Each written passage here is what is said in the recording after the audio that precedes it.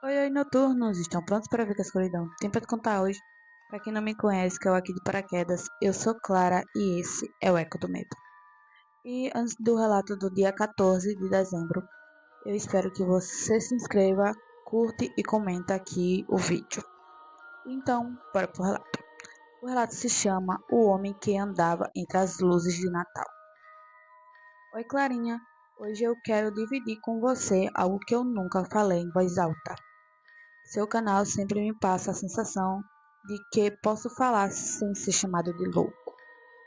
Quando eu tinha 17 anos, eu morava com a minha mãe e com a minha irmã mais nova numa casa simples, mas muito iluminada. Minha mãe amava o Natal. Ela colocava luzes em tudo, na varanda, no jardim, nas janelas, até na cerca. Ela dizia que a luz espantava coisas ruins. E eu acreditava, até descobri que não era bem assim. Numa noite do dia 13 de dezembro, mais ou menos umas 23h30, eu estava sentado no pátio, só olhando as luzes piscarem.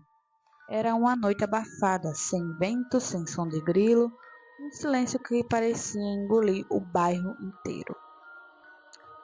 Foi quando eu notei algo estranho. Uma parte da cerca estava iluminada, mas a sombra projetada no chão não fazia sentido. Não batia com o formato da cerca. A sombra era alta demais, torta demais, como se houvesse alguém parado ali.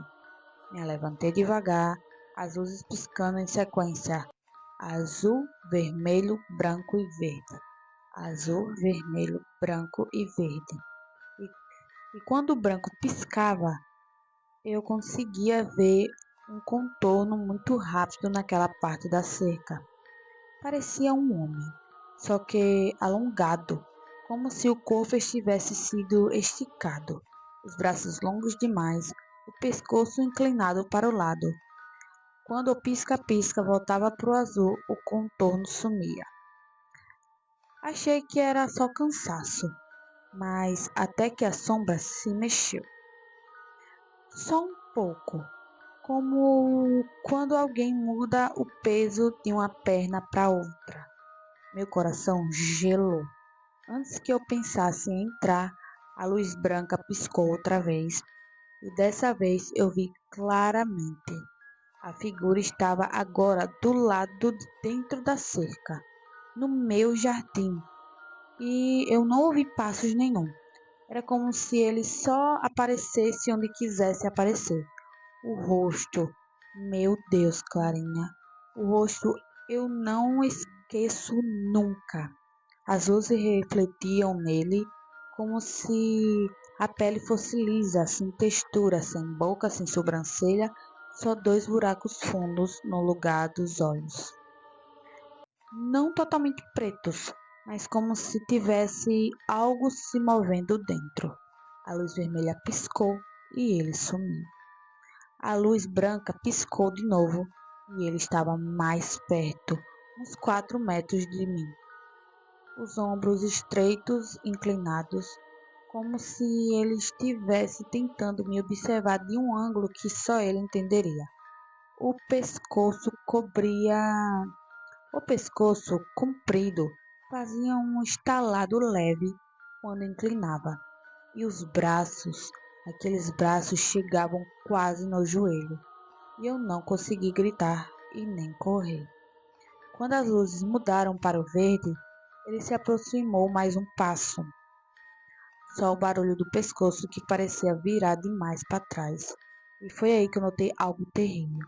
A cada piscada das luzes, ele só se movia na cor branca. Azul, parado, vermelho, parado, verde, parado e branco ele avançava. E ele estava ficando mais e mais perto. Eu tentei não piscar junto com as cores. Tentei olhar somente quando apagavam, mas minha visão embaçou no próximo piscar branco. E ele estava a 1 metro de mim. Aquela face lisa virou para o lado como se estivesse estudando o formato do meu medo. Os braços começaram a levantar devagar, como se ele quisesse tocar meu pescoço.